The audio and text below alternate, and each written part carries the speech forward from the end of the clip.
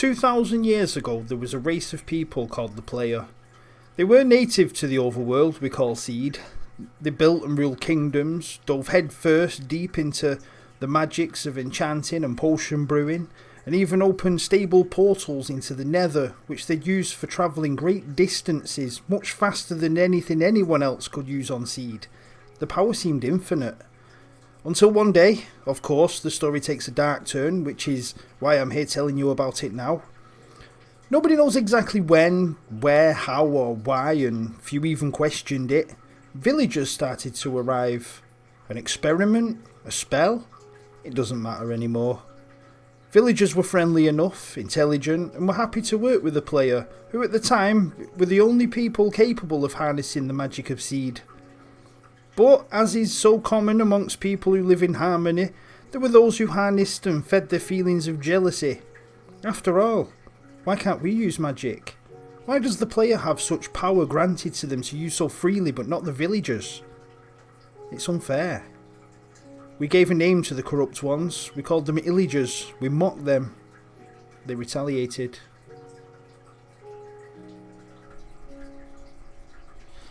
Hello, I am a bearded wanderer, and it has been a minute. I hope you're all doing well. I've missed you. I've missed yous both. And, well, what a minute it's been. I haven't spent the last 7 months or so doing absolutely nothing. I've been quite busy. Well, for the last couple of weeks at least. But, well, let me show you. So, as you can see, I've completely flattened my island down to sea level. I've brought up the edges of the island to sea level as well.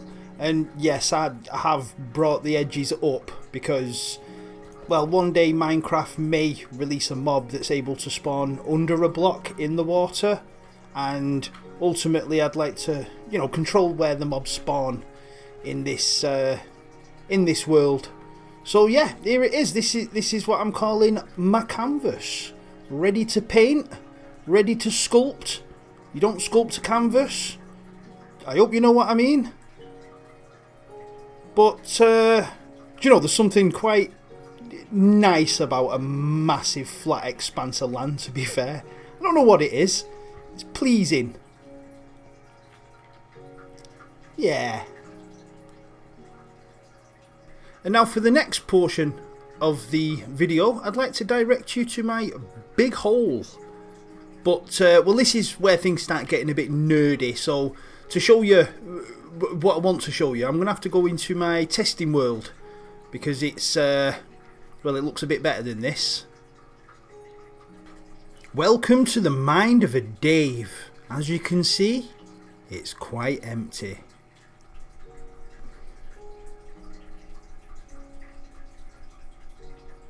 Well, that was pleasing. Now, I think I've mentioned before that I want the world to tell a story. I want it to tell 1,000 stories. All kinds of different stories. Good, bad, happy, sad. That sounds plagiarised. I'm not that poetic. Anyway, welcome to the minds of Name Pending. So what we have here is the last safe place where the villagers and the players defended against the Illager that did ultimately end up bargaining with, I think, the Ender Dragon, maybe? I'm still sort of writing it down. The Illagers got the magic and, they decided to place a curse upon the land. Or a virus that ultimately attacks the player race and dooms them to walk the nights as skeletons and zombies. And the way the virus is spread is through these mycelium-like structures that wrap around everything that's sort of built by the players and by the villagers. And as you can see, the ultimate demands were met. It's stopped growing. It's all died back. And the ultimate demand was the complete withdrawal of the player race from this realm of existence. But I really like this concept I'm developing with, using like a mycelium-like structure. And what's happening is, as it's wrapping around the building, it's sapping the nutrients, the minerals from the walls to grow, and that you can sort of see it's the oxidization of the copper. It sort of represents the killing of the land. If you come inside, you can see everything that the mycelium touches, or every part of the copper the mycelium touches, has been weathered and weakened. And yeah, that's ultimately the idea behind the whole colour scheme, and the idea behind the style. I want to keep it Minecrafty. Because I want to take what little bits of lore are given to us by Mojang, like these pots, these jars, and make it look like they belong in the world. With these ancient glyphs that were carved into the side of the mines. I want to keep it Minecrafty, but with my own, my own take on the whole story. Oh, what I do want to show you as well is my slime farm. Well, it will be a slime farm on the actual seed, on the actual world. But I really like this effect I've got. It looks like the glass is cracked right through, but it's actually not. It's a layer of orange glass, and then I've got white glass and clear glass to sort of make it look all cracked, and where the mycelium's going through, and it's attacking the copper and draining. It's sapping all the goodness out. Well, is there any goodness in copper? I think it's poisonous in it. Anyway, that's by the by. Lighting. Now, if I remember correctly, these fully oxidized lamps only give off a light level of 4. So it's either here or here, I can't remember. Is that 4, 3, 2, 1 or 4, 3, 2, 1? It doesn't matter, because at the end of the day, this is a spawn, this is a spawning block, so I need to figure out lighting a bit better as well. I don't want it overlit.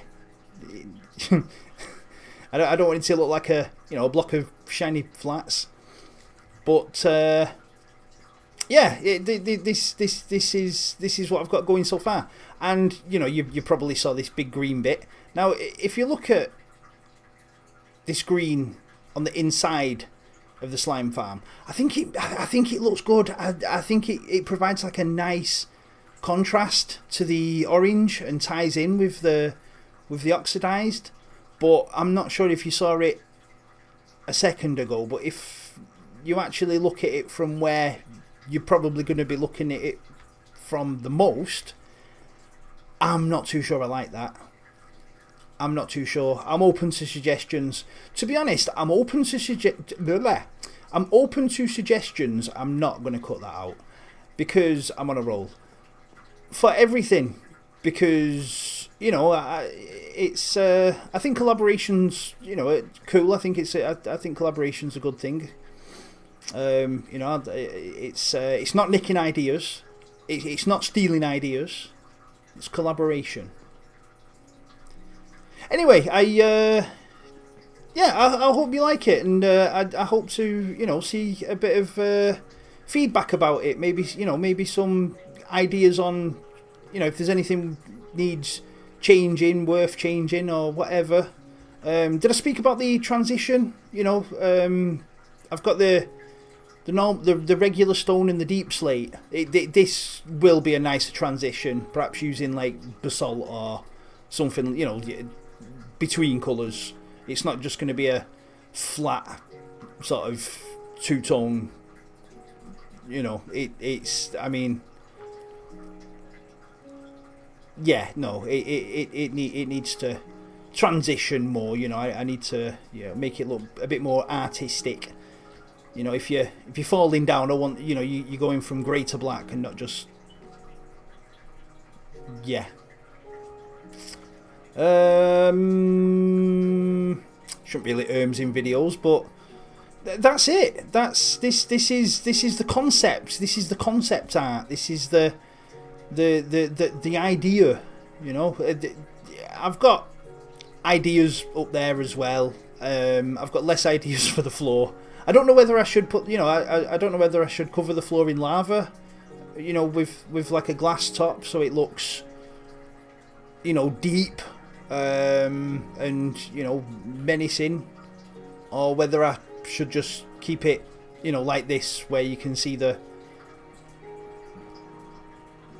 pattern of the floor, the pattern of the bedrock underneath, which I do quite like more close up. I think it's when you're further away up there looking down on it, I think it's I don't think it looks as nice.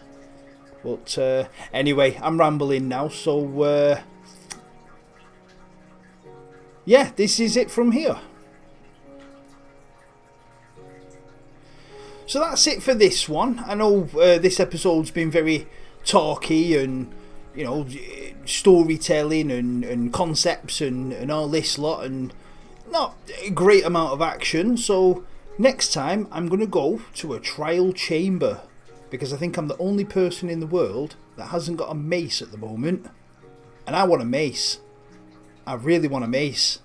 I really want to mace a warden. Anyway, that's it from me. Thank you very much for watching, and I will see you soon. Like, soon, not 7 months soon. Take care, people.